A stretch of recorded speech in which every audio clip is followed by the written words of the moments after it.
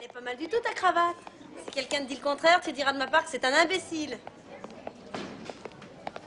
Ariel. C'est ça? C'est ça. Wow, t'as un ticket choc.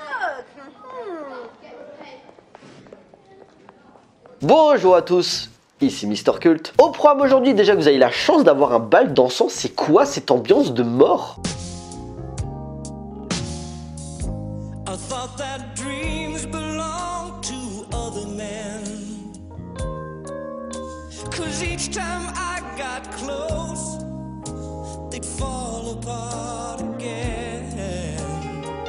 Vous êtes prêts? C'est parti pour Footloose.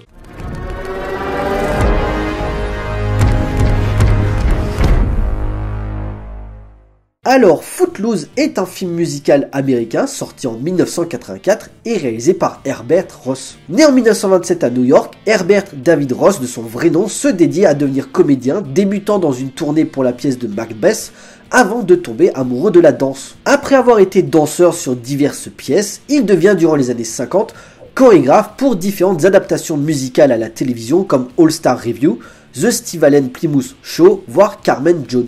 Après un bref retour à Broadway, ses talents vont commencer à intéresser le milieu du cinéma durant la décennie suivante et il sera très demandé pour gérer les chorégraphies de diverses comédies musicales, que ce soit The Young Ones pour Sidney G. Furie en 1961, Summer Holiday par Cliff Richards en 1963 ou encore Dr. Dolittle réalisé par Richard Fleischer en 1967. Une période fructueuse qui va lui permettre en 1969 de se lancer dans la réalisation avec Goodbye Mr. Chips. Tiré de la nouvelle écrite en 1934 par James Hilton et déjà adaptée sur grand écran en 1939, cette comédie musicale produite par la MGM réunissant Peter O'Toole et Petula Clark sera, malgré la qualité des chansons et de ses interprètes, un échec au box-office. Cependant, ce ne sera pas le cas l'année suivante avec son second film, The Owl and the Pussycat. Adapté de la pièce de Bill Manoff, racontant la relation tumultueuse entre un écrivain en panne d'inspiration qui va s'éprendre d'une prostituée. Mené par le duo George Segal-Barbara Streisand, le film sera un beau succès et fera décoller la carrière du cinéaste. Bon, on va pas énumérer toute sa filmographie, surtout que la majorité de son cinéma est liée à la comédie,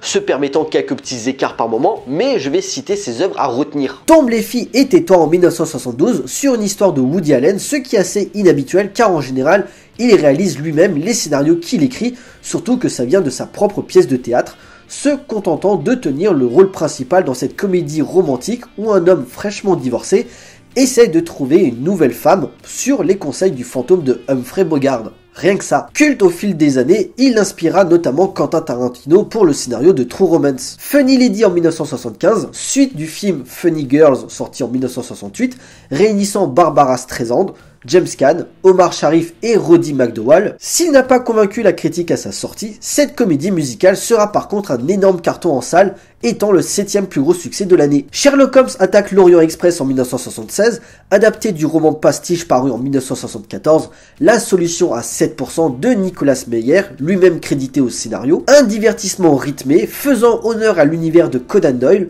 qui inspira bon nombre d'adaptations de Sherlock Holmes par la suite. En 1980, il s'essaye au biopic avec Nivinsky, portrait relatant la vie de Vaslav Nivinsky, célèbre danseur russe qui fut l'un des principaux investigateurs de la révolution chorégraphique et musicale du siècle dernier. Malgré un sujet passionnant, Nivinsky n'intéressera malheureusement pas grand monde en salle. Comparé à l'un de ses films précédents, Le tournant de la vie, qui traitait également de la danse, les années 80 seront quelque peu mitigées pour Herbert Ross. Outre le film du jour, bien sûr, véritable carton, le reste sera plus porté vers des succès d'estime, non sans négliger leur qualité. Tout l'or du ciel en 1981, une comédie musicale se situant durant la Grande Dépression avec Steve Martin, Bernadette Peters et Christopher Walken dans les rôles principaux, qui aura, malgré de faibles recettes au box-office, tout de même 3 nominations aux Oscars. Le secret de mon succès en 1987, avec la jeune star montante de Retour vers le futur, Michael J. Fox, interprétant un fraîchement diplômé ultra ambitieux, qui va trouver un subterfuge pour gravir les échelons d'une importante multinationale. Une lecture très pertinente sur le monde vicieux des grosses entreprises et la difficulté à trouver du travail. Enfin, les années 90, Herbert Ross, malgré quelques complications dues au décès de sa femme, se fera plus discret, reste que ses dernières œuvres restent à souligner dans sa carrière. Un pourri au paradis en 1990, buddy movie fun et décomplexé où le trio Rick Moranis Steve Martin et Joan Cusack fait des merveilles à l'écran dans l'humour potache. Le jeu de pouvoir en 1991 où deux brillants étudiants interprétés par John Cusack et James Spader, d'abord amis, vont devenir rivaux pour la course au pouvoir à Washington. L'un milite pour la justice, l'autre pour la corruption, un thriller politique haletant mené par la manipulation et l'amitié brisée. Pas de vacances pour les Blues en 1993 où un couple modèle, également espion pour la sécurité des États-Unis, joué par Dennis Quaid et Kathleen Turner, doivent protéger le monde d'un trafiquant d'armes tchèque. Une sorte de Spy Kids avant l'heure, mais en plus drôle et mieux réalisé. Et pour finir, avec ou sans homme en 1995, où trois femmes, Jen, Robin et Holly, interprétées par Whoopi Goldberg,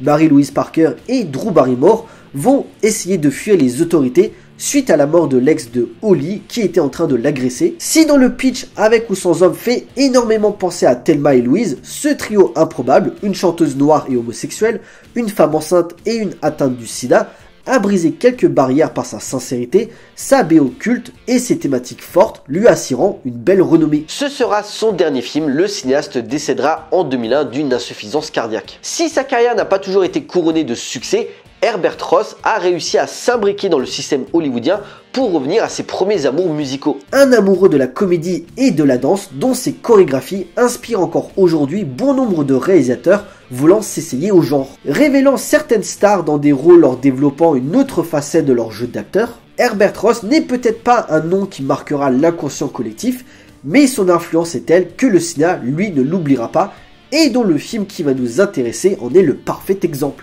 En effet, mais d'abord un petit peu d'histoire. En 1978, un événement assez dingue a eu lieu. Elmore City, petite ville de l'Oklahoma, était connue par le fait que la danse était bannie depuis presque 90 ans, jusqu'à qu'un groupe débarque pour bousculer les règles. De ce fait réel, Don Richford, oscarisé pour son travail sur le film Fame, en écrit un scénario, et alors que les négociations entre la Paramount et Herbert Ross traînent, le studio choisit finalement Michael Cimino, voulant se refaire une santé après le désastre de la Porte du Paradis, mais sa volonté à remanier le script et ses demandes extravagantes l'éjectent du projet. Finalement, Herbert Ross est repris, ainsi sort en 1984 Footloose. L'histoire, le jeune Rec McCormick s'installe avec sa mère Ethel dans la petite ville de Beaumont au Texas. Fan de rock et de danse, Ren va malheureusement se confronter au révérend Shaw Moore qui a instauré une loi où la danse et la musique sont prohibées suite à l'accident de voiture qui a tué plusieurs adolescents, dont son propre fils. Rebelle et provocateur, Ren, aidé de ses amis Willard, Rusty et Ariel, la fille du révérend, dont il va tomber amoureux, va se battre contre cette injustice et prouver que la danse ne mène pas forcément à la violence et à la dépravation. Ode à la liberté de penser et d'agir que quête identitaire, Footloose est le témoin d'une époque révolue, celle d'une jeunesse contestataire à l'encontre des modèles idéologiques imposés et dont des cinéastes comme Alan Moyle sur Pump Up the Volume et John Hughes sur The Breakfast Club se porteront en étendard de cette mouvance. Une reconstitution d'identité par le biais du pouvoir de la musique et de la danse comme vecteur de sens sur une adolescence qui se cherche, en parallèle de la révélation de jeunes pousses, Sarah Jessica Parker, Laurie Singer, Chris Penn et surtout l'un des meilleurs acteurs de sa génération, déjà entreaperçu dans Vendredi 13, Monsieur Kevin Bacon. Transposant un conflit générationnel né d'une incompréhension sociétale à travers un nouveau venu qui a du mal à se faire accepter par une communauté ancrée dans ses valeurs, forcément le changement est toujours difficile d'adaptation, surtout par rapport à des loisirs, à savoir la danse et la musique, pur exutoire où la rivalité, l'amour et le sexe sont censés s'exprimer sans tabou et sans jugement de valeur. Une œuvre conspuant le conservatisme d'une Amérique profonde, muselant les jeunes de la ville à ne pas pouvoir s'évader de leur quotidien terne. Hey Jim, t'as vu, elle est immatriculée dans l'Illinois. Alors quoi? Vos papiers? Tiens Jim, attrape. Je viens juste de l'acheter. T'aurais pas poussé le volume à fond, non? Pourquoi? Il y a une loi qui l'interdit. Change un peu de ton, tu veux? Tu veux pas que je t'emmène au poste? Et l'arrivée de Ren va tout changer, ce pauvre gars de Chicago qu'on débarque dans un passé moribond et qui va devoir lutter contre la bien-pensance pour faire évoluer les choses et ainsi créer un climat de confiance entre les parents obstinés dans l'aveuglement de l'avenir d'un côté et leurs enfants incompris de l'autre. Et oui, les portables, internet, les ordinateurs, ça n'existait pas, on s'aérait à travers le cinéma, les drive-in, les concerts, les bagarres de rue, les fiestas via des tenues qui n'étaient pas ringardes mais vintage. Veste en cuir, cheveux en pétard, jean basket déchiré, t-shirt blanc pour cacher son paquet de clopes, bref une époque où l'interdit était cri de révolte.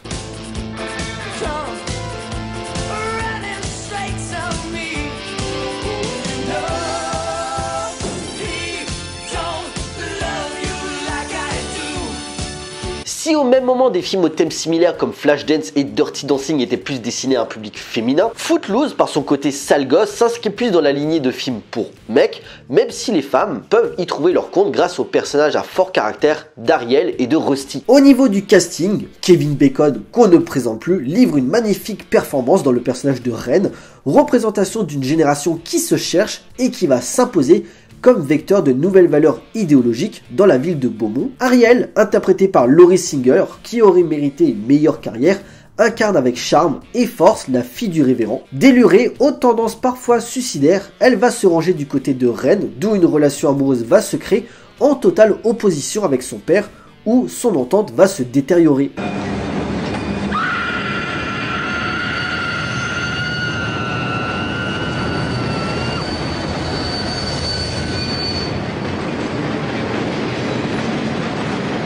Sarah Jessica Parker, 20 ans avant Sex and the City, joue l'enjoué Rusty, où sa joie de vivre ne demande qu'à exploser dans la musique. Le regretté Chris Penn joue Willard, le meilleur pote de Ren, caractère tête brûlée, il devient vite attachant par son esprit débrouillard et prêt à tout pour protéger son ami de la relation conflictuelle avec les habitants de Beaumont. A noter qu'ils ne savaient réellement pas danser et qu'ils ont dû quelque peu improviser pour ces scènes durant le tournage. Allez, fais pas le con, elles veulent danser, elles nous attendent. Je sais pas danser. Tu quoi? Je sais pas danser. Du tout. Enfin, le toujours excellent John Lithgow dans le rôle du révérend Shaw Moore, un personnage assez fascinant car certes, on suit le combat libertaire de Ren, mais d'un autre côté, on est en empathie avec le révérend. Si il a instauré ses lois, c'est pas pour emmerder les gens, c'est qu'il a subi le décès d'un être cher, son fils. Un homme sage, généreux, sectaire, ok, mais respectueux de Ren, même si les deux ne partagent pas la même vision du monde. Il est grand temps qu'elle réponde elle-même de sa conduite. Je pense que ça va changer. Comme il ne m'écoutera pas plus qu'il ne t'écoute.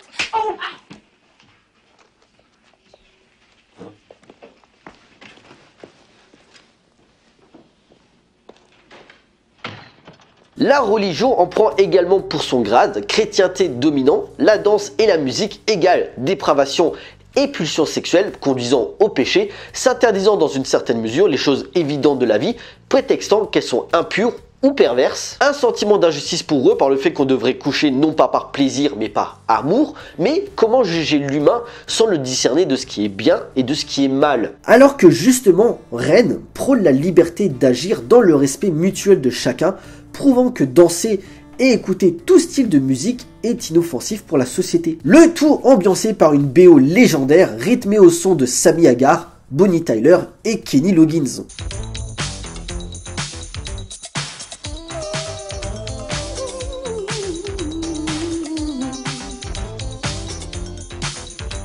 Footloose est sans aucun doute une hymne à la vie, à ne plus réfléchir, que se rebeller n'est pas ancré que dans la subversion ainsi que l'ultra-violence, et que tout simplement, être adolescent, c'est vouloir s'amuser dans une joie communicative jusqu'à ce climax purement jouissif lors du bal. Ah, justement, j'allais monter te chercher. Qu'est-ce qui se passe? Tu es belle. On ne pourra pas en dire autant de son remake. En effet, en 2011, Craig Brewer, réalisateur de Hustle and Flow, Black Snake Moan et Dolomite Is My Name, nous livre une nouvelle version plus moderne avec Kenny Wormald, Julian Hogg, Dennis Quaid, Andy McDowell et Miles Taylor au casting. Et bien que le résultat soit pas mauvais en soi, faut être honnête, il ne prend cependant guère de risque par rapport au film original et s'avère finalement inutile et vain dans les thématiques qu'il aborde. À voir au moins pour les danses joliment chorégraphiées. Je vous demande de prier ensemble le Seigneur pour qu'il guide chacun de leurs pas.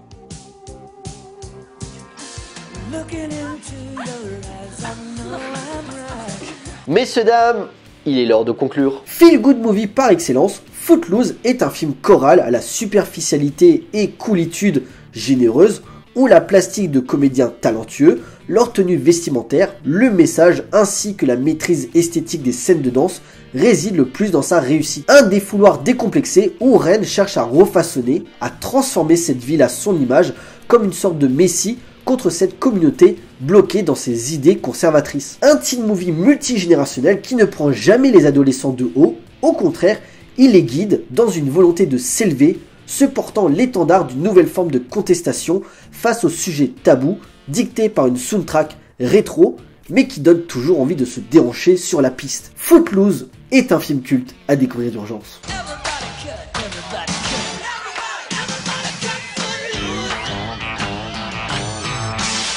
Voilà, cet épisode est à présent terminé, j'espère qu'il vous a plu. Donc Footloose, un film à voir ou à revoir si ce n'est pas encore fait. Outre sa soundtrack juste géniale pour moi, c'est une œuvre beaucoup plus intelligente qu'elle en a l'air, montrant que des loisirs aussi basiques mais également actuels comme la danse et la musique servent un propos et un message fort. Pour nous, on se retrouve pour une prochaine vidéo, d'ici là portez-vous bien, allez voir des films, ciao.